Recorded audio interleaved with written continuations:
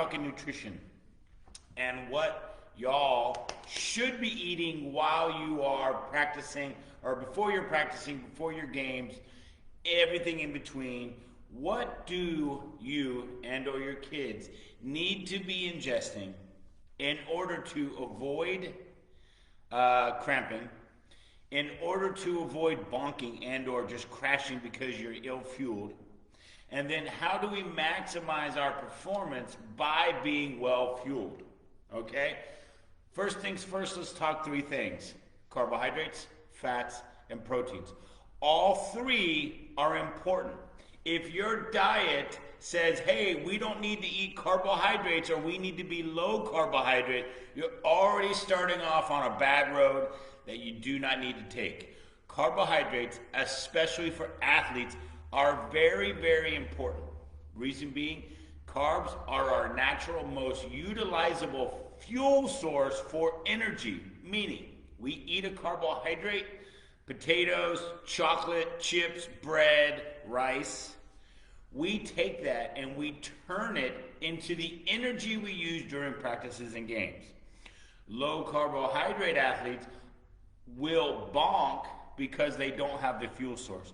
You can argue, well, we turn fat into fuel, and that is correct. We don't do it as efficiently, and our level of performance will not be up to where it is on carbohydrates. So we can turn fat into fuel, but that's more long durational activity where there is even remote debate about which is better. Other than that, carbohydrates for your high level performance, almost every sport is a high level performance, meaning you're giving your best, you're giving your all. Okay? Speed walking is not necessarily high level performance, and I don't want to anger speed walkers, but you're at a lower level of intensity for a long period of time. You're not running a sprint, hence the term speed walking. Okay? Hopefully that clears that up. If you need high level performance, high heart rate, high burst, high speed, you need carbohydrates to fuel that performance. All right? So carbohydrates are our fuel. Fat can be used as fuel. It just takes a little bit longer. It is not necessarily as efficient. It is not necessarily that quick burst. But fat is also mostly used as a carrier for vitamins. It makes up every cell, like it's the cell wall, the membrane that contains our cells. And it's a structural component builder. Okay? Protein, the reason why protein is so important is protein is the building block of life, meaning it makes up the basis, the foundation for all of our muscle, for all of our bone, for all of our structural components known as tendons and ligaments, the stuff that connects. Ligaments connect your bone to bone. Tendons connect your muscle to the bone. So ligaments connect, like your knee, the top of your knee and the bottom of your knee are connected by a ligament, and that way they can move together. Your quadriceps on top of your knee are connected via a tendon to the bone so that you get that kicking motion. Or your bicep right here is connected so that you get this pulling motion. Okay?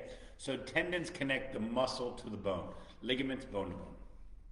Your hair, your nails, your teeth are all made up of proteins. So you need protein in adequate amounts, typically a lot, to be able to lay down a stronger foundation. Working out, growing, becoming an active human, doing games, doing practices, will tear down the body or break down the body. It is our job to build it back up. We build it back up by laying down proteins that create a stronger foundation. That's how we get big muscles. Okay? So, carbohydrates for energy, fats for cells and structural components, and to help grow, like build hormones and help transport vitamins, and then like cholesterol. Okay? And then protein is for building every structure of the body that needs to be strong. All right? So the question becomes, what is the correct amount? Well, first of all, low of anything is not the correct amount. okay? You can go low-ish on fat. You need to go high-ish on protein and moderate to high-ish on carbohydrates. Now, a lot of people love having a very specific answer. You need 20% this, 30%. There is no correct answer on that, especially dealing with athletes, because you have to understand the needs of in-season, off-season, pre-game, post-game. So we generalize the answer as a well-rounded meal of carbohydrates, proteins, and fats.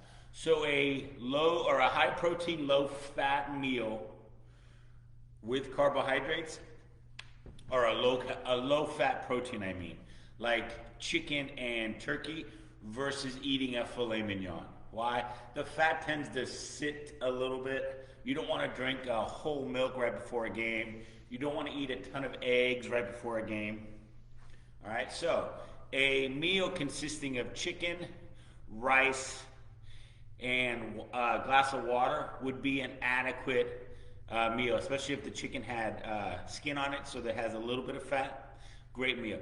A banana right before the game, okay, with some yogurt, probably a decent meal. Not enough calories per se, but a decent combination of carbohydrates, fat, and proteins.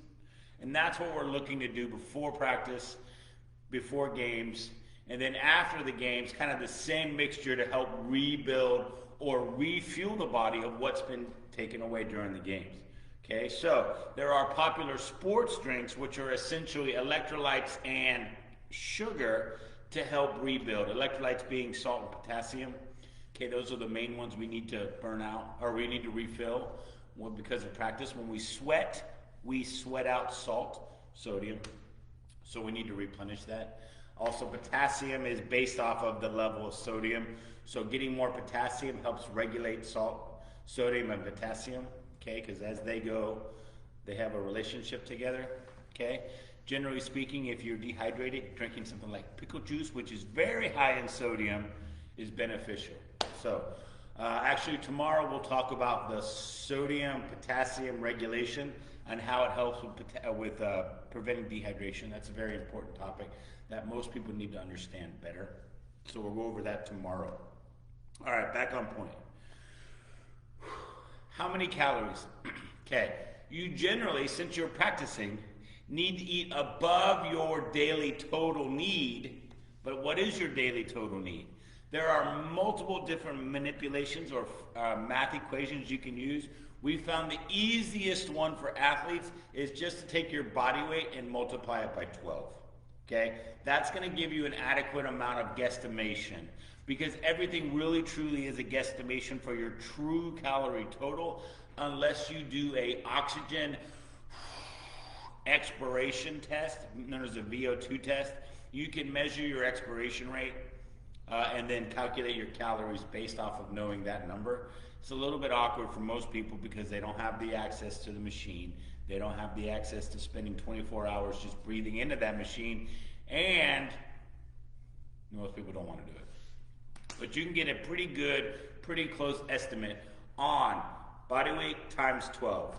For adults, we typically use body weight times 10.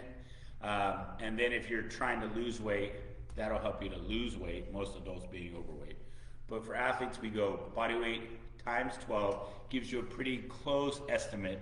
So for example, I'm not a math major. If I was 180 pounds times 12, I would need 2,160 calories for the day, okay? And that's a pretty close estimate. Okay, estimate, not as specific, but an estimate. So if you're anywhere around that number, you'll be okay. All right, so we do have calculators for all this on our website at StrongerTogetherEducation.com or StrongerTogetherAcademy.com. They both lead to the same place.